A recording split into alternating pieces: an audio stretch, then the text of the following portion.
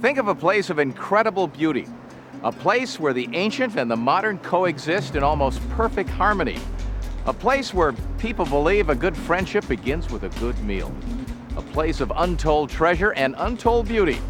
Put them all together and you've got Greece. Hi everybody, I'm Chuck Henry, and welcome to this edition of the Travel Cafe. Up we go.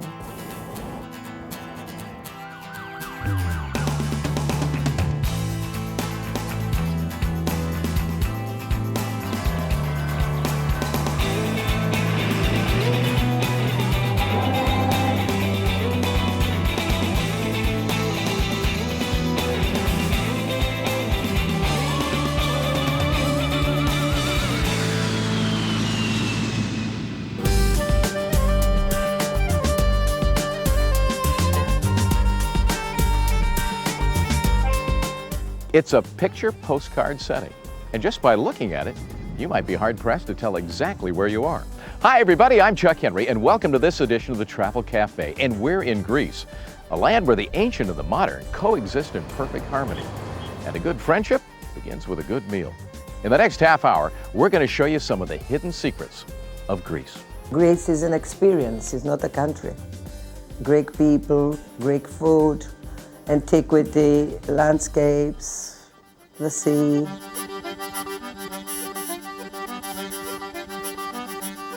You can do a lot of things in this country. You can do nothing and have a wonderful time. You can explore all your senses, all your senses.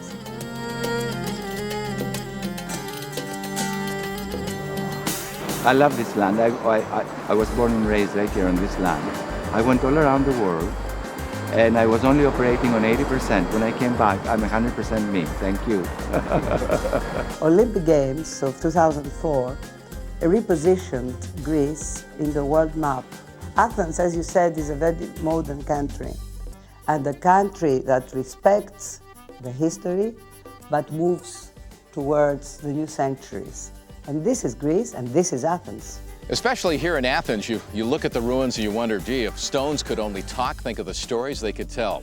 Especially the ruins right there behind me. Now, they're not the most magnificent in Athens, but they are among the most important. Because there, some 500 years before Christ, men first got together and decided an issue by vote. That's why the Greeks say that's the birthplace of democracy. Greece is where your roots are. Culturally, I'm talking about your culture. It's stemming out of Greece all the way. From here all the way to the Pacific Ocean, that's European Western culture. This is the beginning. It's fun to look at it. We have so many antiquities in Greece. For example, you can play golf next to a temple. This is in our common daily life. The antiquities, the history.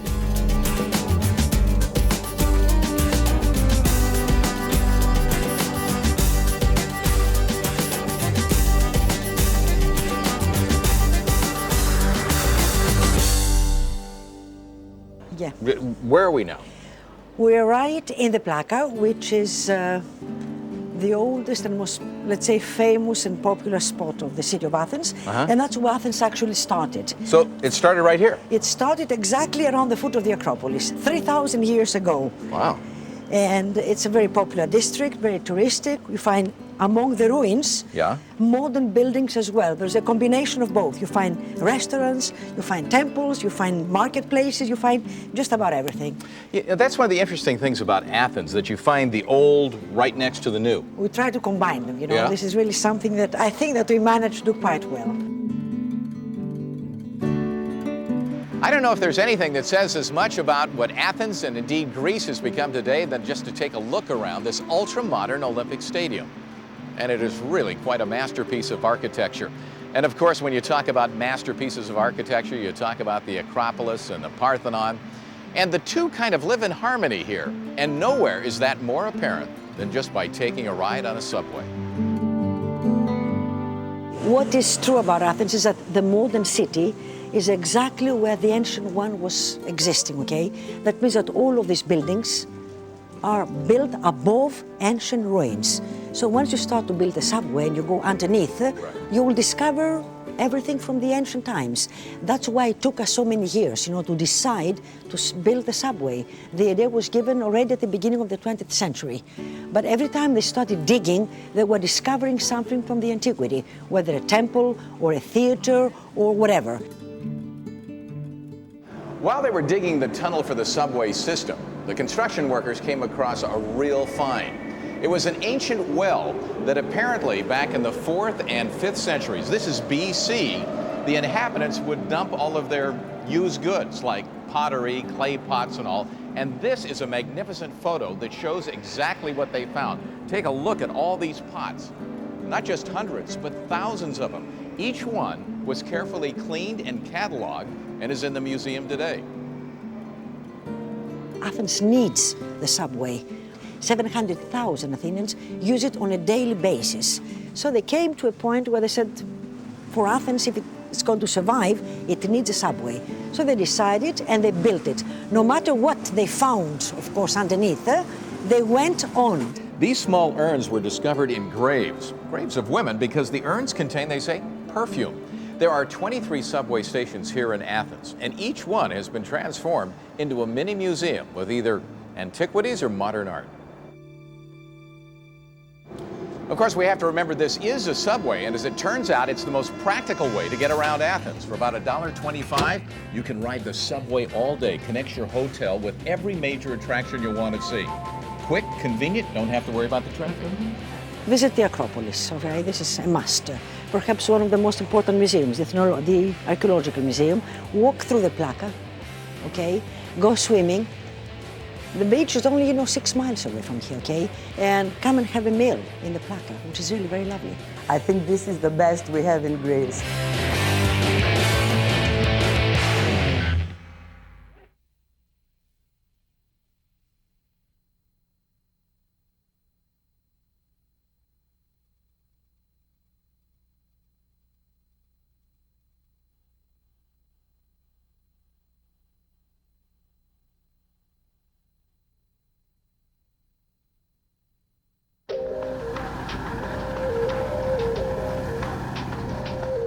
This is one of the more than 3,000 islands that you'll find in Greece. Now, many of those islands you can actually get on a plane and fly to, but the rest, the majority, you got to do it like we're doing it right here. You get on a boat and out to sea you go. We're in the northern part of the Aegean. This is the island they call Skopelos, or the blue-green island. Green because 50% of the island is virgin forest, and blue, well, that's the color of the Aegean. Kind of nature's masterpiece right here. It's a dream, an island which is covered with pines, and the pines go down to the beaches with turquoise waters. This is the island. If you come from the port, with a boat, you come inside the port, you can see all the houses. They are really nice, traditional ways. One of the most unique and really charming things about Skopelos are these very, very narrow streets. And actually, they served a purpose, because where I'm walking right now, this used to be a fort well above the harbor. And the reason the homes are so close together here, you could almost walk from rooftop to rooftop, is because, well, that's exactly what they did in ancient times. So when the pirates would come and pose a danger to the residents, there's about 3,000 people who live here in Skopelos, in order to escape, they would go up to the fort and they would just walk from rooftop to rooftop. To live in the island is you are more calm and you enjoy every minute of your life. We can move to the city and live more comfortable life, but we don't like.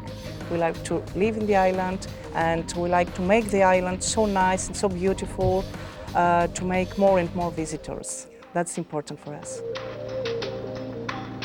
If you've been to Greece before, or it's your first visit here, one of the things you're going to notice right away about this island is that it is so green in comparison to all the other islands. In fact, they say that this is the greenest island in all of Greece. So that means you can just take wonderful little walks and hikes up to the top of a hill like this one, and you'll find some marvelous things like this small church.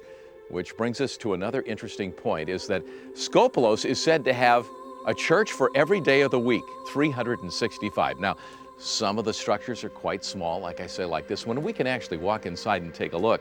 And others are quite lavish, like the one that's downtown that was built in 400 AD. People were very religious at the old times. They built monasteries with Byzantine icons. It's incredible, especially the monasteries. It was the place that they went for their name day, for Christmas, for Easter. All their life was around the days that were festivals. This is what I would call a hidden treasure. You know what that is? Hidden treasure. A little secret. Yes. But now we tell everybody about it, and now they'll all come. You'll have to be making lots of pies.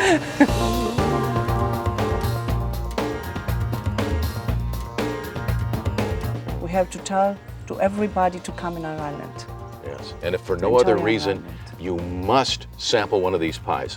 The round pie is stuffed with 17 kinds of herbs from the mountains of the island. The ingredients that we'll tell you now, it's for about, you can make about 11 pies. 11 pies. Okay, we need 1 kilo all-purpose flour. Okay. Okay, this one. We need half wine glass olive oil. We need half kilo goat milk feta cheese. We need 1 teaspoon salt and half glass vinegar. The water is just to help us then to make the pastry. Yes, we need also water. This is it? No, yes, that's it. That's it? Yeah. Okay. So easy. Okay. First of all, in a large bowl, okay, mix flour.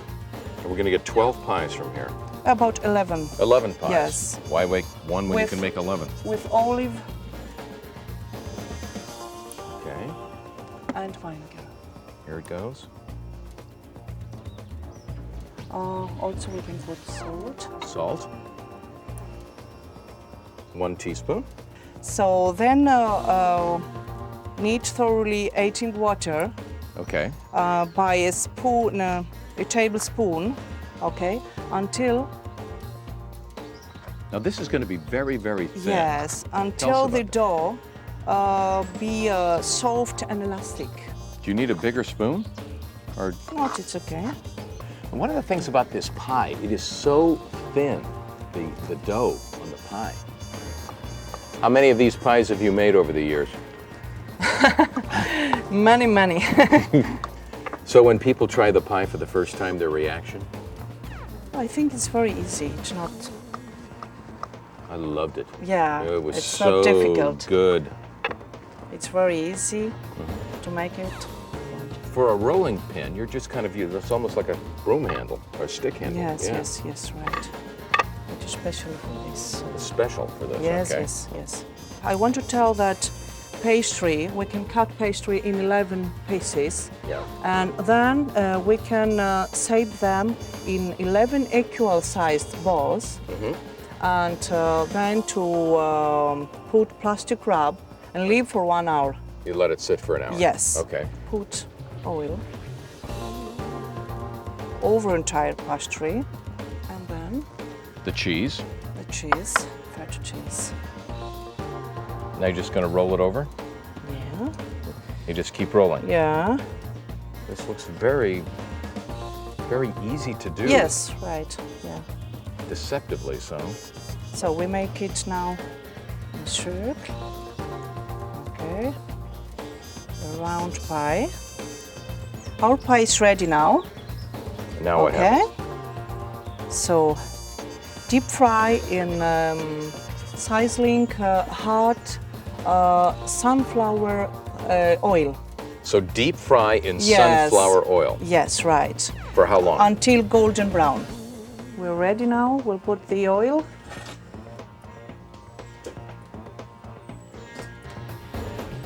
Just put oil in a big pan, a fry pan. Right, yes. It's quite a fire we got going there.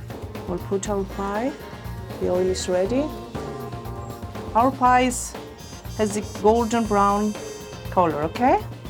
And now it's ready. Come on up here. Okay. Ooh, let's try this here. And it's ready to eat? Yeah, it's very nice. It's ready to taste it, to enjoy it. So you just eat it with your see fingers? The color, or it's yes, usually yes, with fingers, of course. I've had one of these earlier.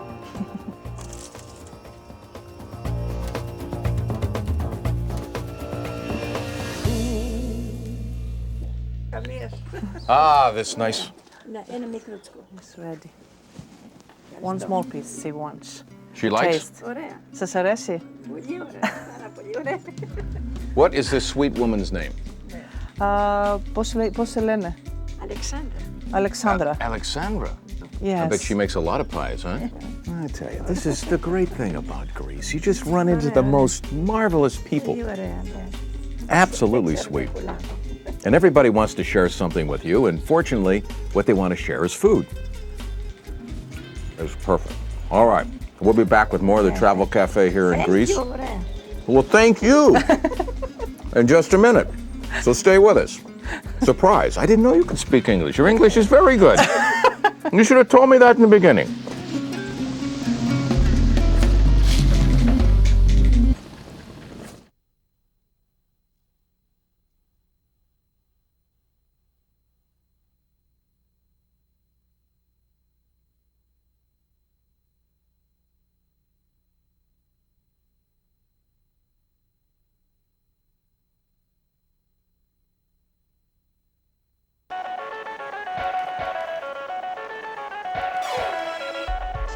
Now I want to show you something that few people have seen. According to Greek mythology, Apollo, the sun god, and Diana, the moon goddess, were born on the same island.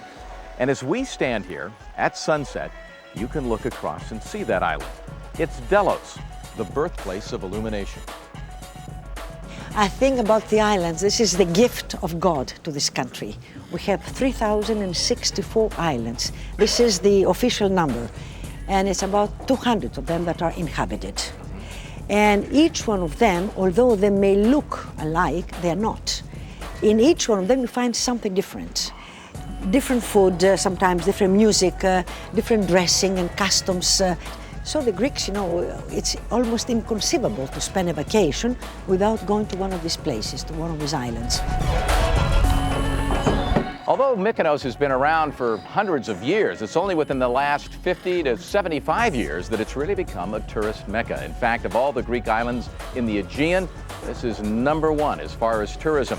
Why? Well, it's most recognizable because the buildings are white, the shutters are blue, people like to party day and night, and almost anywhere you go on this island, they want to feed you.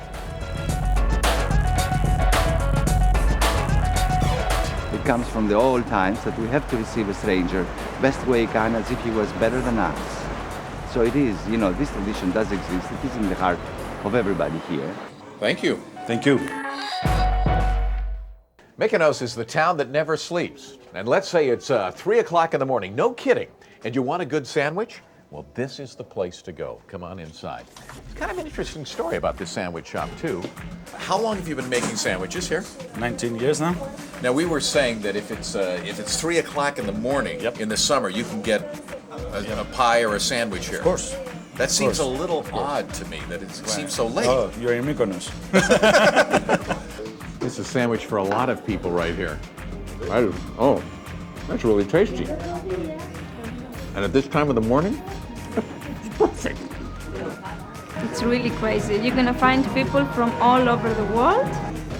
If you want to come only to work and to have a nightlife, it's a different path. If you want to be here, to live here and to work here, it's a completely different matter.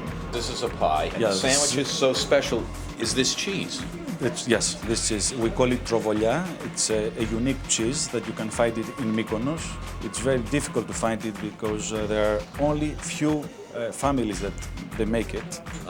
And if you come to Mykonos, you have to taste it because otherwise you don't see anything. This cheese is sweet. It's sweet, yeah, it is sweet. And we put onion and dill in this pie. And it's the traditional cheese and onion pie of Mykonos. And it's only found here? Yep, only in Mykonos. You can do anything you like. I mean, you can come here with your family and have quiet and peaceful holidays. Or if you are young, you want something special at night, and dance and drink. You know, this is really crazy, isn't it? I mean, you have to understand that here in Mykonos, the party doesn't start until after midnight. That goes for the meal as well. I mean, here these people are dancing. It's 12:30 at night, and they're about to sit down to a steak dinner. This is really some island.